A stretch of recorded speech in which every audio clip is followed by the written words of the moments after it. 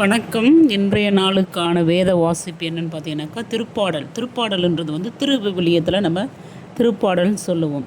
திருப்பாடல் வந்து ஆண்டவரே, எங்கள் தலைவரே, உமது பெயர் உலகெங்கும் எவ்வளவு மேன்மையாய் விளங்குகின்றது. உமது மாட்சிமை வானங்களுக்கு மேலாக உயர்ந்துள்ளது. பாலகரின் மழலையிலும் குழந்தைகளின் மொழியிலும் வலிமையை உறுதிப்படுத்தி பகைவரை ஒடுக்கினீர். உமது கைவேலைப்பாடாகிய வானத்தையும் அதில் நீர் பொருத்தியுள்ள நிலாவையும் விண்மீன்களையும் நான் நோக்கும்போது, மனிதரை நீர் நினைவில் கொள்வதற்கு அவர்கள் யார்? மனித பிறவில் நீர் ஒரு பொருட்டாக எண்ணுவதற்கு அவர்கள் எம்மாத்திரம்? ஆயினும் அவர்களே கடவுளாகிய உமக்கு சற்றே சிறியவராக்கினீர். மாட்சிமையும் மேன்மையும் அவர்களுக்கு முடியாக சூட்டியுள்ளீர். 9ஆம் அதிகாரத்தின் தலைப்பு என்னன்னு பார்த்தீங்கன்னா, நீதியின் கடவுளுக்கு நன்றி செலுத்துதல்.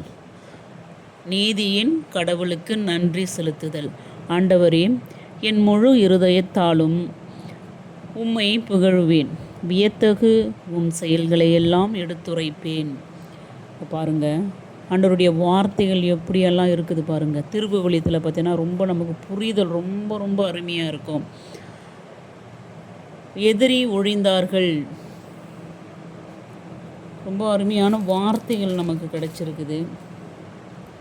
கடவுளுடைய வார்த்தைகள்ன்றது வந்து நம்ம பைபிள் எடுத்தோம்னாக்கா கிறிஸ்தவம் அப்படின்னு பார்த்தீங்கன்னாக்கா பைபிளில் நம்ம வந்து அனுதினமும் காலையில் மாலையில் வாசித்திருக்கணும்.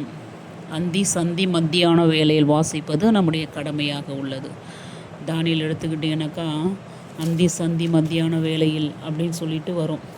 அடுத்து பாருங்கள், ஆண்டவர் நீதியையும் நிலைநாட்டுவதன் மூலம் தம்மை வெளிப்படுத்தியுள்ளார். பொல்லார் செய்த செயலில் அவர்களே சிக்கிக்கொண்டனர். பொல்லார்,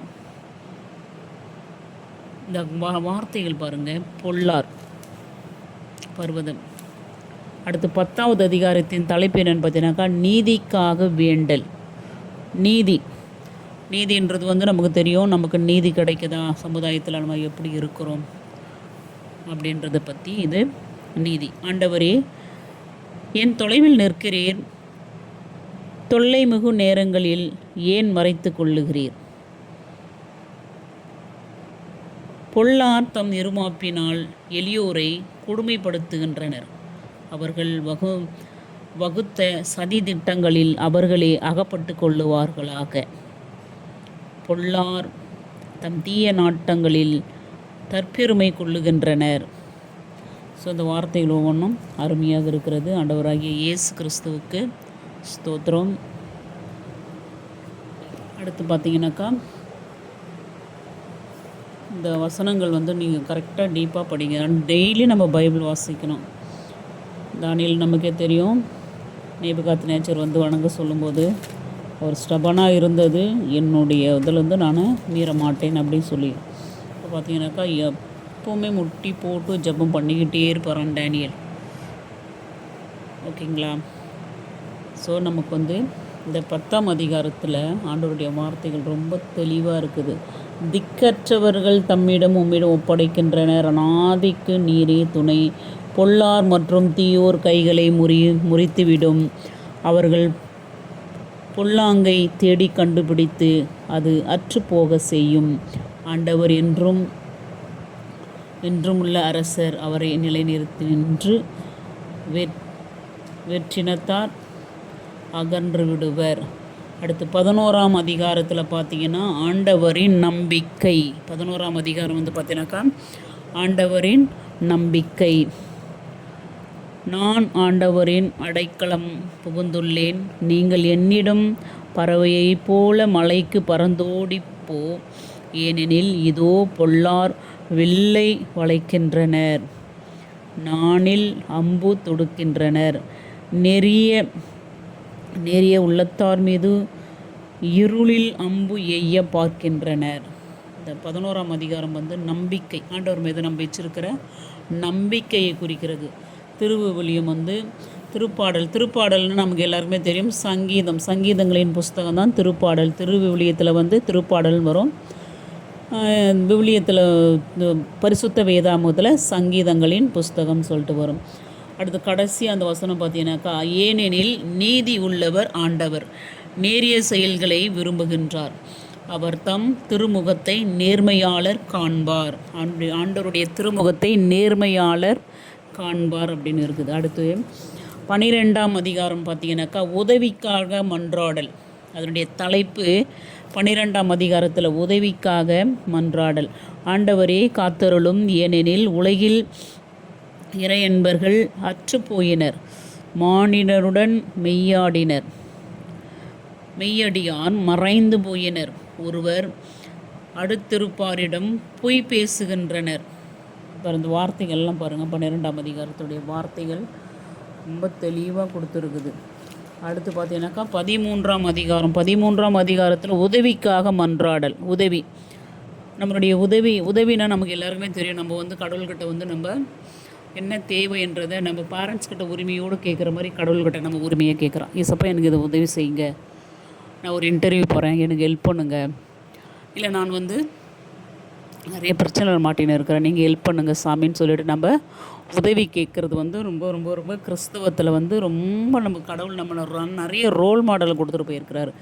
ஆண்டவர் வந்து நிறைய வந்து பெண்மணிகள் வேதாகமத்தில் இருக்கிற தாவீது, தானியேல், சாலமன் ராஜாவுக்கு ஞானத்தை கொடுத்தாரு. நன்மை தீமை அறியத்தக்கதான ஞானம். சாலமன் ராஜாவை போல் ஞானம் கொடுங்கன்னு கேட்குறோம். ஆனால் சாலமன் ராஜா வந்து நன்மை தீமை அறியத்தக்கதான ஞானம் அப்படின்னு சொல்லிட்டு நம்ம கேட்டு வாங்கணும். அடுத்து 13ஆம் அதிகாரத்தில் வந்து உதவிக்கான மன்றாடல். 14ஆவதுல வந்து இறைப்பற்று சும்மா நம்ம என்ன பண்ண ஒப்புக்கு சப்போம். ஆற்றுல ஒரு கால் சேத்துல ஒரு கால் சேர்த்துருக்கோம். இங்கேயும் இருப்பாங்க அங்கேயும் இருப்பாங்க. இது வந்து இப்போ சிஎஸ்ஐ, ஆர்சிஐ, பெண்டிகாஸ்ட் அப்படின்னு தனித்தனியாக இருக்குது. ஸோ என்ன பண்ணுறோம், நம்ம முறைப்படி நம்ம இருக்கிறதுல ஆற்றுல ஒரு கால் சேத்துல ஒரு கால் இருந்துடும். இறைப்பற்றுன்றது வந்து கடவுள் மீது நம்ம எந்த நேரத்துலையும் எந்த சூழ்நிலையும் நம்ம கடவுள் வந்து விட்டு பின்வாங்கவே கூடாது. கடவுள் செய்வார், எப்படியாப்பட்ட சூழ்நிலை வந்தாலும் ஆண்டவரை விட்டு நம்ம விலகவே கூடாது. அதுதான் இறைப்பற்று இல்லாருன்னு சொல்லிட்டு கொடுக்குறாங்க. அடுத்து வந்து இதில் வந்து அதிகாரம் பார்த்தீங்கன்னா, எல்லோரும் நெறி பிழைந்தனர், ஒருமிக்க கெட்டு போயினர், நல்லது செய்வார் யாரும் இல்லை, ஒருவர் கூட இல்லை. பாருங்களேன் அந்த வார்த்தை எப்படி இருக்குது. நல்லது செய்வார் ஒருவரும் இல்லை, ஒருவர் கூட இல்லை, தீங்கிழைக்கும் யாவரும் அறிவை இழந்து விட்டார்களோ அப்படின்னு. அடுத்தது 15வது அதிகாரத்தில் பார்த்தீங்கன்னாக்கா, கடவுள் மனிதரிடம் எதிர்பார்ப்பவை. ஆமேன். கடவுள் வந்து மனிதரிடம் எதிர்பார்ப்பவை அப்படின்னா, கடவுள் நம்மக்கிட்ட என்ன பார்க்கிறார்? நேர்மை, உண்மையும் உத்தமமான ஊழியக்காரனே, கொஞ்சத்தில் உண்மையாக இருந்தால் அனைத்துக்கும் உன்னை நான் அதிபதியாக வைக்கிறேன்னு சொல்லியிருக்கிறாரு. கடவுள் நம்மக்கிட்ட என்ன எதிர்பார்க்கிறார்? சில நேரங்களில் வந்து மனசு கொஞ்சம் நெருடலாக இருக்கும்போது நம்ம என்ன பண்ணிடுறோம், பாதை மாறிடுறோம். ஆனால் நம்ம யாருமே பார்க்கல அப்படின்னு சொல்லிட்டு நம்ம நினச்சினுக்கிறோம். அது மட்டும் உண்மையே கிடையாதுங்க. கடவுள் எந்த நேரத்தில் எந்த சூழ்நிலையும் நம்மளை வாட்ச் பண்ணிக்கிட்டே இருக்கிறார். God watch everything. நம்ம என்ன சின்ன ஒரு செயல் தவறு செய்கிறதா இருந்தாலும், பொய் பேசுறதாலும், மற்றவங்களை பற்றி புறங்குறுதலாக இருந்தாலும், எதையுமே ஆண்டவர் நம்மளை என்ன பண்ணிக்கிறாரு, வாட்ச் பண்ணிக்கிட்டே இருக்கிறார். அடுத்து 14வது பற்றுறுதியும் நம்பிக்கையும். ஆமீன். பற்றுறுதி, நம்பிக்கை. கடவுள் மீது நாம் எந்த அளவுக்கு பற்றுறுதியாக இருக்கிறோம்? கடவுளை விட்டு விலகிறோமா? கடவுள் வந்து நமக்கு எதுவுமே ஹெல்ப் பண்ணுன்றாருச்சா என்ன, இந்த கடவுளை நம்ம வணங்கிட்டே இருக்கிறோம், நமக்கு ஒரு ஹெல்ப்பும் பண்ண மாட்டேன்றாரே அப்படின்னு சொல்லிட்டு என்ன பண்ணுறோம், ஒரு சில நேரங்களில் மனசு சோர்ந்து போகவே கூடாதுங்க. ஆண்டவருக்கு வராத சோதனைகளா? கடவுளுக்கு எவ்வளோ சோதனை, எவ்வளோ பாடுகள் நிறைந்த அந்த கஷ்டங்களை பட்டு இருக்கிறார் நமக்காக, நம்முடைய பாவங்களுக்காக, நம்ம செஞ்ச குற்றங்களுக்காக, நம்ம செஞ்ச தவறுகளுக்காக, நம்ம பேசின பொய்களுக்காக, நம்மளுடைய போட்ட சண்டைகளுக்காக கடவுள் வந்து என்ன பண்ணியிருக்கிறார், அவர் தன்னையே சிலுவையில் அர்ப்பணித்து கொடுத்துருக்கிறார். ஸோ நாம் எந்த அளவுக்கு கடவுள் மீது பற்றுறுதியாக இருக்கிறோம் அப்படின்னு சொல்லிட்டு எப்படி இருக்கிறோம் அப்படின்றத நம்ம நம்பிக்கையோடு இருக்கணும். நம்பிக்கையோடு காத்துட்டு இருந்தோம்னா கடவுள் நமக்கு மிகப்பெரிய காரியங்களை செய்வார். உம்மிடம் நான் அடைக்கலம் புகுந்துள்ளேன், நான் ஆண்டவரிடம், நீரே என் தலைவர், உம்மையன்றி வேறு செல்வம் எனக்கு இல்லை என்று சொன்னேன். ஆமேன்.